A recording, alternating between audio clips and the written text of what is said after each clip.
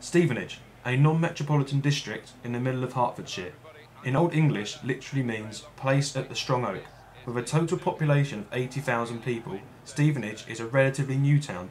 It was modernised to attract overpopulation issues in London, giving commuters satellite towns within the London Greenbelt a chance to settle out of the capital but within reasonable daytime travel distance for employers.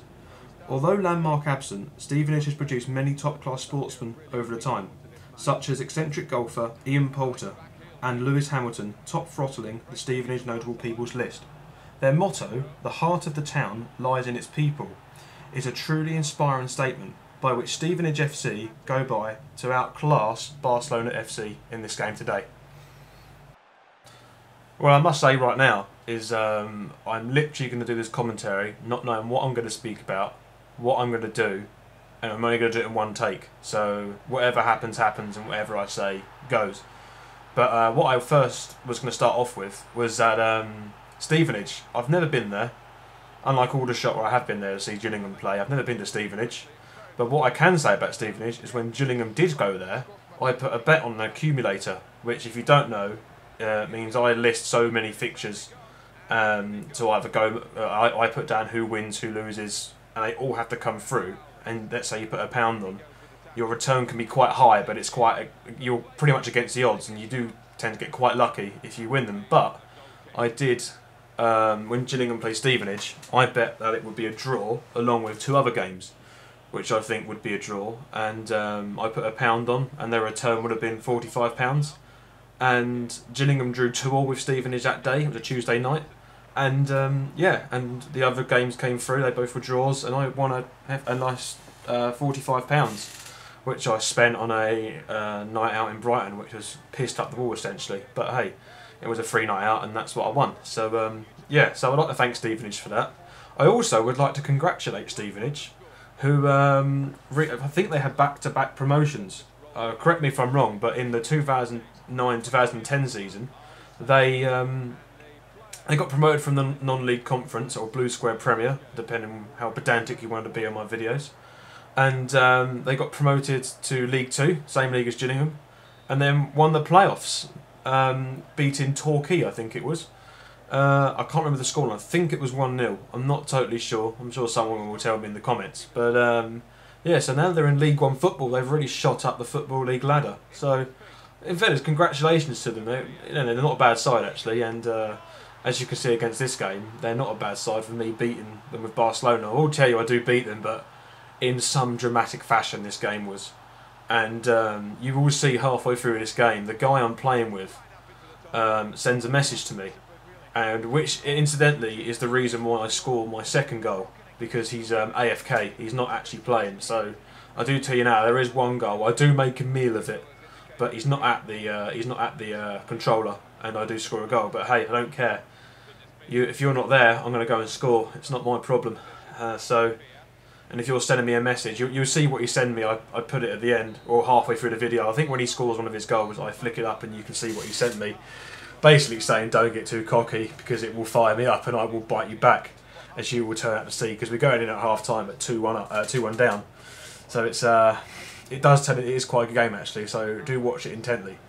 Another thing I want to point out, or not point out, or tell you about is recently, because I'm going into my last year of studies, a lot of people tend to, after university, or usually before or after, tend to do something mental.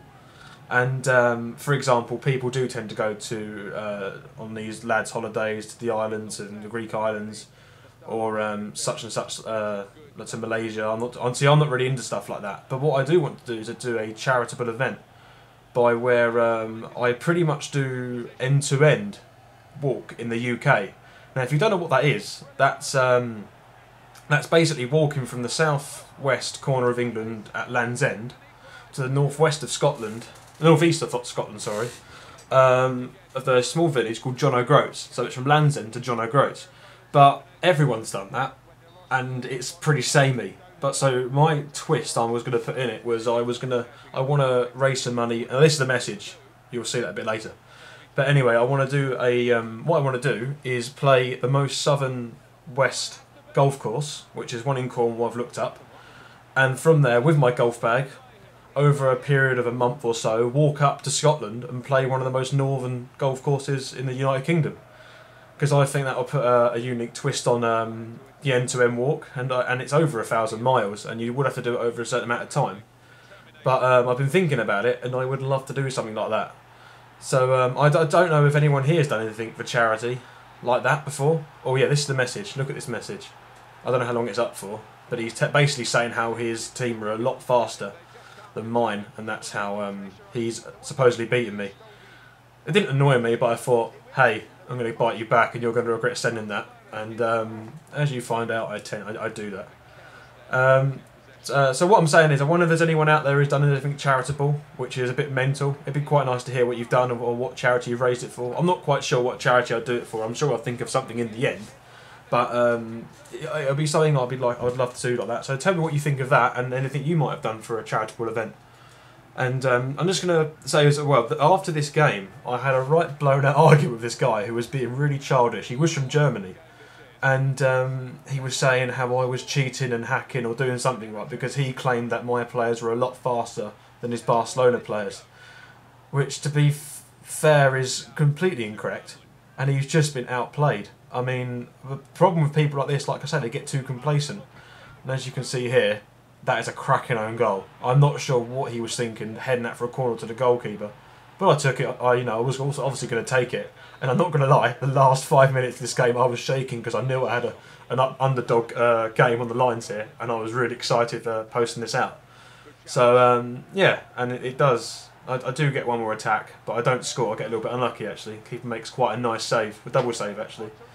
But, yeah, it'd be quite nice to get your views on what you think of what I'd like to do for charity after my last year at studies, and maybe one day, who knows, I might put a donation video up, and I can tell you if it's going ahead or not, and maybe you guys could maybe support me in that, and I'll think of a fund, a charitable fund, which you can donate to. Hey, that's in a year's time. We don't know what's going to happen there. So thanks for listening, and I will put a new Underdog series up soon. It has been FC Barcelona 3. Stevenage FC 4. Thank you very much, and goodbye.